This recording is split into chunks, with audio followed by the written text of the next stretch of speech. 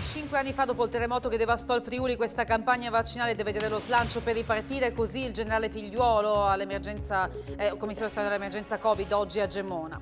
Una volta coperta la fascia degli over 65 si procederà in maniera massiva con i vaccini dei 64enni fino agli over 30, lo ha assicurato il commissario Figliuolo al presidente Federica durante un vertice a Palmanova. Il ritorno in zona gialla del Friuli Venezia Giulia, tenuto a battesimo da condizioni meteo non proprio primaverili, ma i tavoli si rivedono gli avventori, i teatri scaldano i motori e primi spettatori oggi al cinema.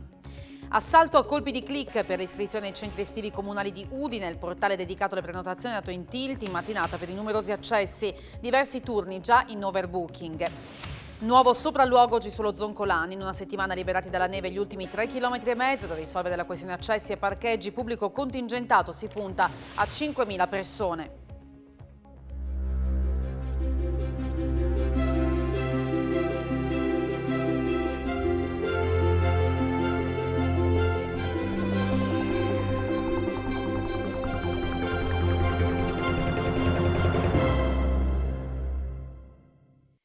Buonasera da Telefriuli, ben trovati all'appuntamento serale con il nostro telegiornale. Oggi la visita in Friuli Venezia Giulia del generale Figliuolo, commissario straordinario all'emergenza Covid. Una visita che è cominciata a Palmanova ma è a Gemona che il generale ha rivolto un suo appello ai friulani, invitandoli a far rivivere lo spirito post-sisma. Questa campagna vaccinale, ha detto, sia lo slancio per ripartire. Come il terremoto del 1976 che devastò il Friuli, questa campagna vaccinale deve dare lo slancio per ripartire, per un futuro dell'Italia che sia migliore, di rinascita sociale, morale, economica. Così il generale Francesco Figliuolo, alpino e commissario straordinario dell'emergenza Covid, ha salutato Gemona del Friuli. Mi sia consentito in questo momento ricordare cosa accadde il 6 maggio di 45 anni fa. Siamo vicini a quell'anniversario, hanno perso la vita 989 persone a seguito del gravissimo terremoto e 11 persone hanno perso la vita dipendenti del cotonificio, proprio qui, il cotonificio era qua. E Gemona è stata l'area che forse ha più pagato per quel terremoto, 370 morti, migliaia di feriti, 4.000 sfollati. Però voglio anche ricordare la motivazione alla medaglia d'oro al merito civile, quando nella motivazione si parla della grande dignità, dello spirito di sacrificio, dell'impegno civile per ricostruire il tessuto abitativo e per la rinascita del futuro sociale, morale ed economico. E come 45 anni fa, questa campagna vaccinale deve dare lo slancio per ripartire ad un futuro dell'Italia che sia un futuro migliore di rinascita sociale, morale ed economica. Persero la vita presso la vicina caserma Goi Pantanali 29 fra artiglieri da montagna e ingegneri alpini. E Figliuolo ha annunciato l'arrivo di 156 milioni di vaccini anti-Covid in Italia. Niente via libera invece per l'antidoto Sputnik. Tra la fine di aprile e i mesi di maggio e di giugno in Italia arriveranno 62 milioni di vaccini che poi saranno destinati a tutte le regioni per accelerare il piano vaccinale per contenere la pandemia. Lo ha comunicato questo pomeriggio il commissario straordinario per l'emergenza Covid, il generale Francesco Paolo Figliuolo, durante la visita all'hub vaccinale allestito grazie a un accordo pubblico-privato nella sede delle ex manifatture di Gemona del Friuli. Nel trimestre successivo, invece, ha detto il generale, ne arriveranno sempre in Italia 94 milioni. La garanzia per AstraZeneca mi è stata confermata proprio oggi al telefono dall'amministratore dell'azienda. Poi Figliuolo si è soffermato a lungo sull'impiego dell'antidoto Sputnik. Ad oggi l'EMA ha 3 motivi per non aver ancora autorizzato lo Sputnik. Il primo è che il dossier non è ancora completo, quindi manca la possibilità di esame e verifica di tutte le fasi. Il secondo motivo è che non è stata data, non esiste una rete di farmacovigilanza. Che significa? L'EMA non ha le prove di osservazioni relative ad eventuali eventi gravi collaterali.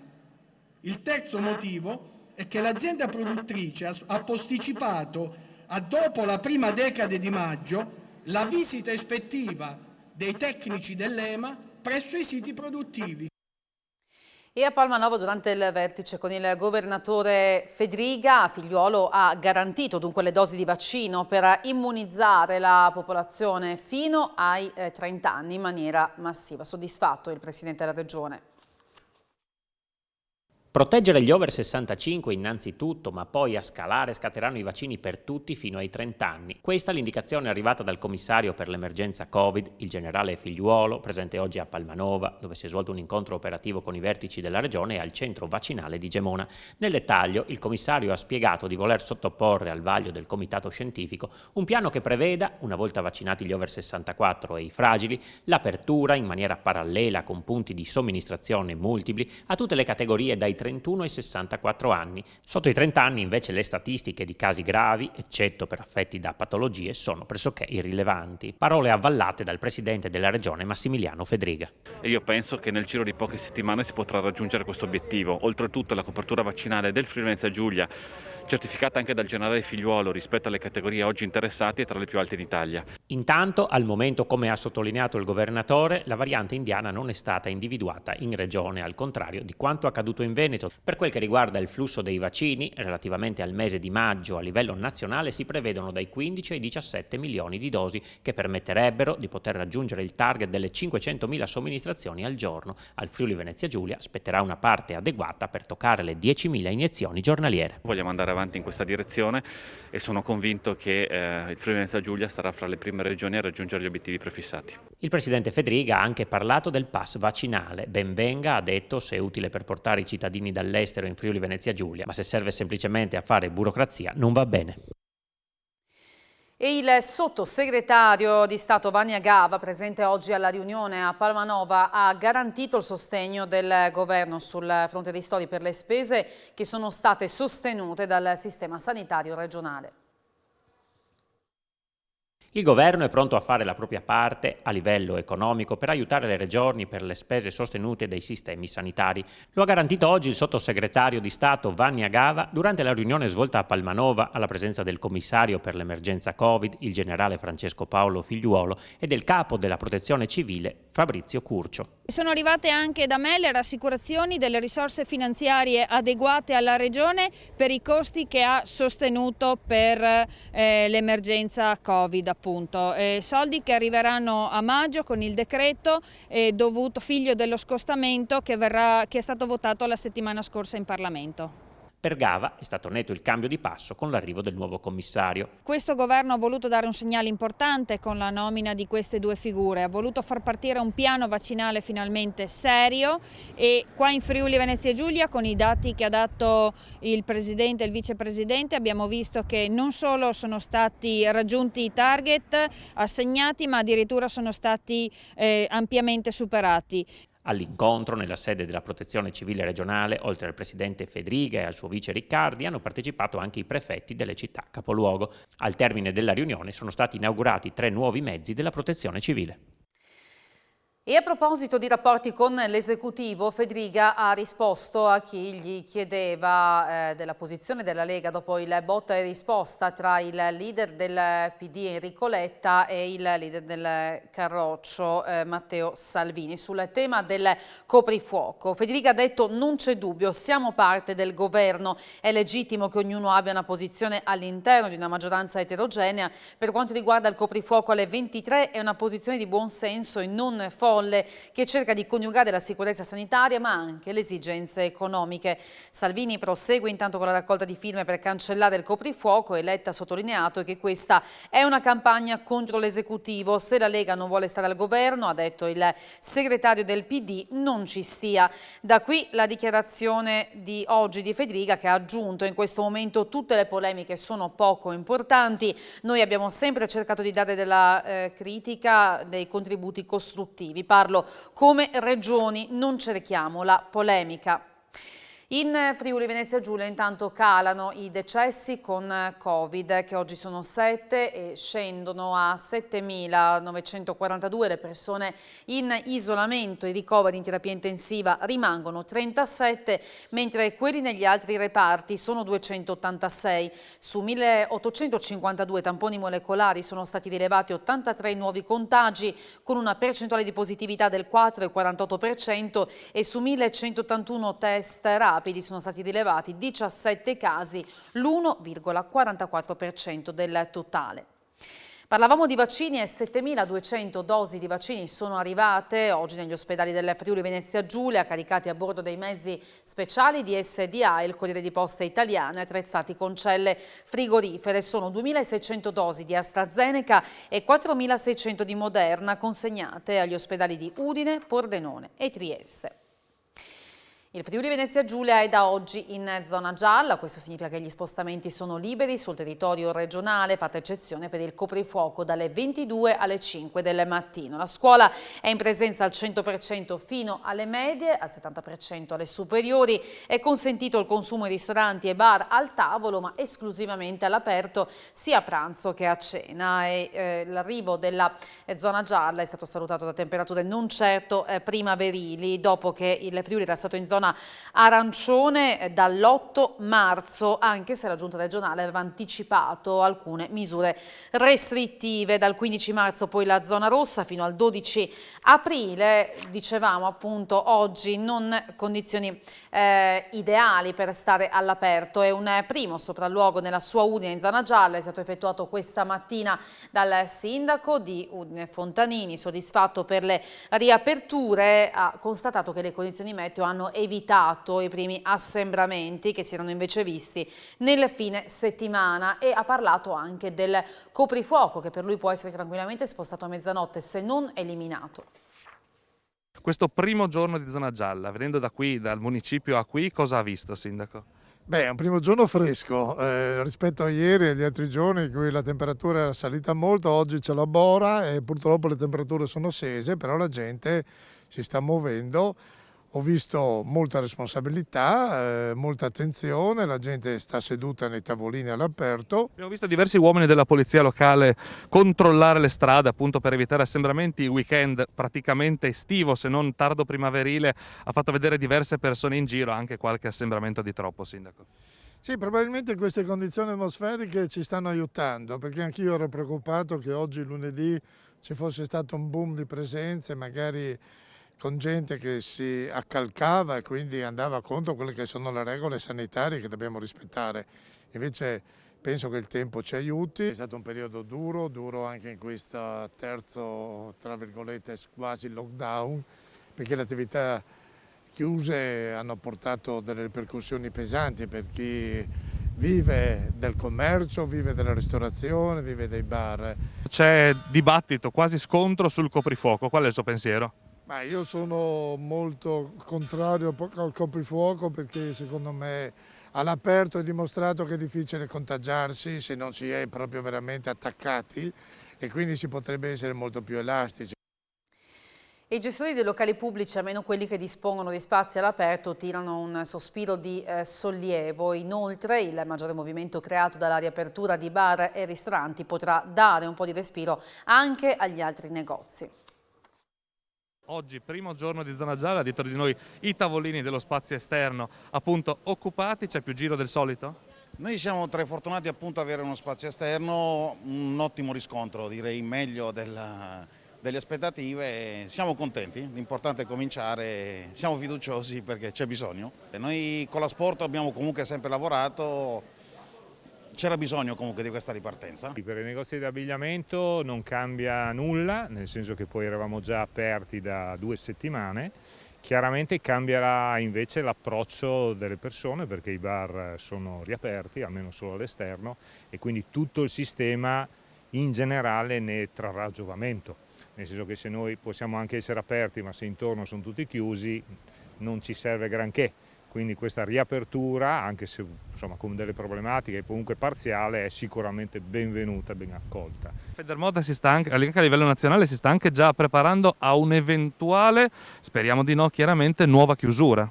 Beh, chiaramente questo non è auspicabile, però visto i tempi della politica che non sono assolutamente i tempi operativi, ci stiamo comunque pensando a dare delle proposte già fatte anche a livello nazionale di comunque possibilità di rimanere aperti anche in zone rosse o comunque in zona problematica a livello pandemico, con aperture su appuntamento o comunque con un cambio di protocolli. Chiusi da ottobre si stanno preparando a ripartire anche i luoghi della cultura. Ne abbiamo parlato con il direttore dell'ente regionale teatrale, Renato Manzoni. Ci ha spiegato che i 27 teatri del circuito riapriranno il 10 maggio con 200 spettacoli in programma entro luglio. Anche per questo comparto ovviamente il coprifuoco ha pesanti ripercussioni. Con l'apertura della zona gialla hanno riaperto anche i luoghi della cultura che sono stati chiusi a lunghissimo tempo, praticamente quelli che sono stati chiusi di più. Con noi c'è il direttore dell'ERT Renato Manzoni, a cui chiediamo subito questa zona gialla. Per voi cosa significa? Dunque è un grande segnale di speranza, eravamo chiusi da ottobre, finalmente si riparte. Non sarà facile, ma si riparte. Stiamo riorganizzando tutto, vuol dire richiamare tutti i nostri abbonati, organizzare tutto in sicurezza, quindi diremo che i nostri 27 teatri partiranno da circa il 10 maggio e avremo circa 200 spettacoli da fare entro luglio. Con tutte le norme di sicurezza, quindi ribadiamo, come ha fatto tante volte l'Agis, i teatri sono luoghi sicuri, c'è la prenotazione obbligatoria, quindi tutti dovranno prenotare prima, la registrazione, i dati verranno tenuti 14 giorni, la misurazione della temperatura all'entrata, tutto il nostro personale avrà le maschere FP2, gli attori avranno anche il tampone e quindi insomma il teatro sarà un luogo sicuro, speriamo che la gente ritorni in massa. Ecco, noi parliamo del coprifuoco in particolare per quanto riguarda i ristoranti e i bar, però in realtà tocca anche il mondo della cultura. Tocca tantissimo, è molto penalizzante, tutta l'Agis, tutte le associazioni di cinema e teatro si sono espressi contro questo vincolo, devo dire totalmente immotivato, che invece di facilitare il rientro della gente che avrà già paura andare nei luoghi al chiuso, gli mettiamo anche la paura di prendere le multe, ci costringe a iniziare gli spettacoli alle 7:30, un'ora che penalizza chi ha un negozio, chi ha un'attività che chiude. E questa zona gialla ha riportato anche i primi spettatori di nuovo al cinema. La magia del cinema è tornata ad animare la vita dei cittadini. Alle 14:10 di oggi è stato staccato il primo biglietto cartaceo del 2021 all'interno del rinnovato Cinema Visionario di Udine. Un momento atteso che ha dato simbolicamente il via alla stagione dei cinematografi della regione. Signora è felice di tornare al cinema? Certo, e poi per me che non esco quasi mai, l'unica uscita era il cinema quasi. È bello vedere la gente che viene subito al cinema, abbiamo molti spettatori già adesso alle 2:30, molti hanno già comprato il biglietto per il film della serata, d'altronde i film che ci sono film belli, da giovedì avremo Nomadland, il vincitore dell'Oscar come miglior film, regia, miglior attrice protagonista, da oggi abbiamo Minari, un film che ha vinto il miglior attrice non protagonista, abbiamo Mank di Terence Fisher che ha vinto scenografia e fotografia giusto stanotte per gli Oscar e poi avremo In the Mood for Love, il nostro film distribuito da Attack il Film, uno dei più grandi capolavori del XXI secolo, restaurato e rimasterizzato in 4K. Ma non è solo la settima arte a beneficiare della zona gialla, è l'intero settore fatto di cassieri, maschere e proiezionisti a festeggiare. Solo a Udine il visionario conta una decina di persone, da oggi finalmente uscite dalla cassa integrazione. È bello, sì, è bello cercare di ricominciare a vivere la normalità, insomma, e ci saranno distanziamenti, ci sarà la possibilità di vedere il film vicino al proprio convivente, amato e quant'altro, insomma, però insomma sì, torniamo al cinema. C'è chi invece da 14 mesi aspetta di tornare in attività, sono i professionisti del wedding, legati quindi al mondo dei matrimoni, che oggi si sono fatti sentire a Udine. Chiediamo il diritto di lavorare, il governo ci ha assolutamente dimenticati, è un diritto fondamentale e siamo qui con dignità a chiedere ai nostri rappresentanti di intercedere ancora una volta per noi al governo in modo da far riprendere il settore. Non abbiamo assolutamente niente, è proprio questo il problema, che non ci hanno nominati sotto nessun frangente, non ci hanno destinato dei fondi adeguati, non ci hanno dato una data di ripartenza. sicurezza. È impossibile in queste condizioni poter portare avanti un'impresa, impossibile. È un settore molto complesso, fatto da professionalità diverse, dai catering ai fotografi, alle produzioni degli abiti, ai fioristi. Ci sono 30 figure professionali diverse che confluiscono nella realizzazione di un evento. Noi chiediamo sì una data certa per ripartenze, quindi per poter ritornare a lavorare dopo 14 mesi di fermo, e anche il protocollo in sicurezza per quanto riguarda la celebrazione delle funzioni dei matrimoni, perché ancora oggi tutte le nostre spose e sposi ci chiedono: io mi sposo fra 15 giorni, cosa devo fare? E magari ci sono degli sposi che stanno aspettando dal 2019. Cioè, ragazzi, diamo una risposta a questa gente.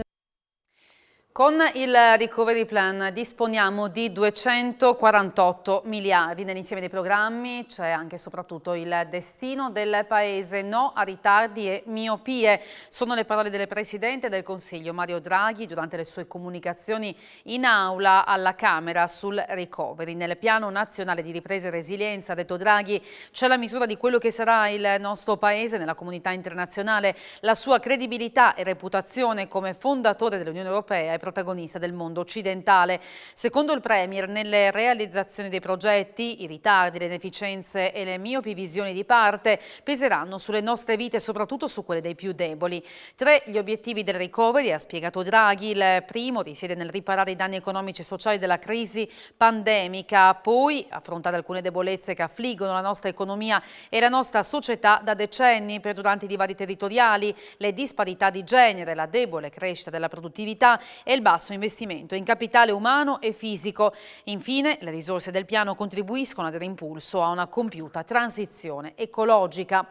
Il documento del Presidente del Consiglio Draghi sul Piano Nazionale di Resilienza dello Stato alla Camera andrà studiato in profondità, ma già una prima lettura delinea un profilo molto alto e aperto a nuovi contributi. Lo ha affermato l'assessore regionale alle finanze Barbara Zilli nelle fasi inaugurali della seconda seduta del tavolo di ripartenza convocato in Consiglio regionale. È molto importante, ha detto Zilli, il contributo di tutti, a partire dai parlamentari ed europarlamentari, sentiti venerdì scorso fino ai consigli regionali, nelle giornate di oggi e domani, nell'ottica di fare sistema.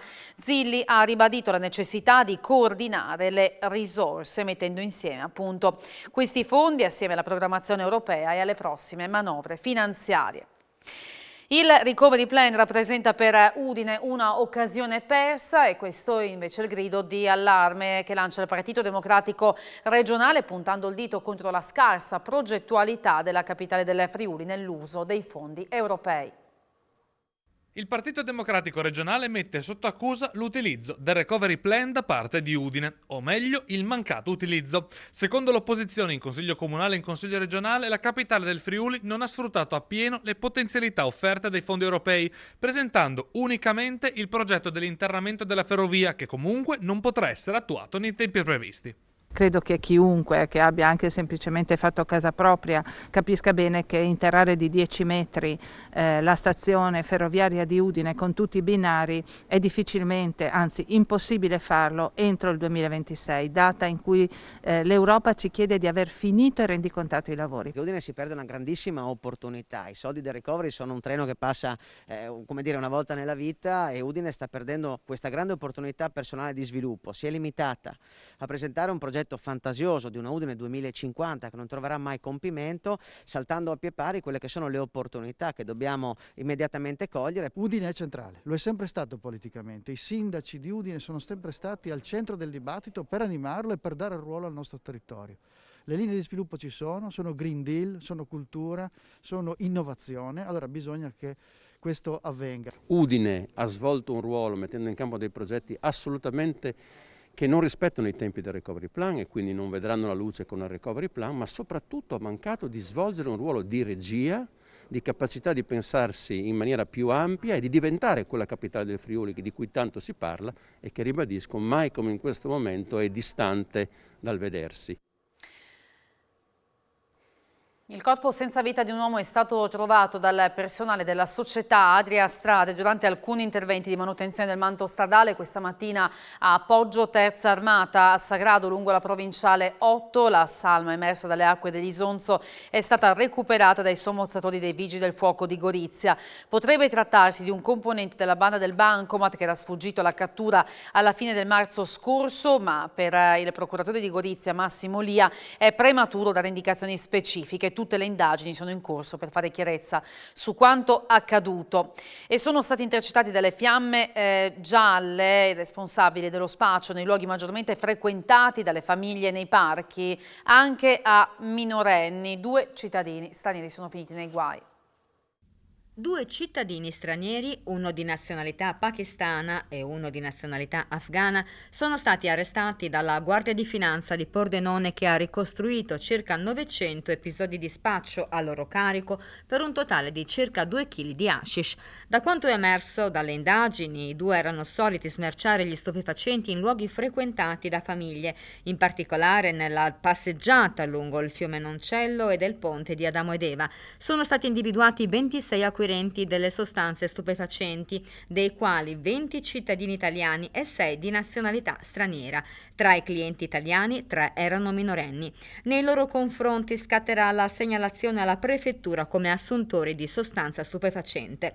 L'individuazione dei 2 stranieri è stata possibile attraverso l'intercettazione telefonica, l'esame di tabulati dei traffici telefonici e le testimonianze acquisite da parte di persone informate sui fatti. Il cittadino pakistano si trova già in stato di custodia cautelare in carcere, mentre per il cittadino afghano che si era trasferito recentemente in territorio francese è stata avviata la procedura per l'emissione di un mandato di arresto europeo.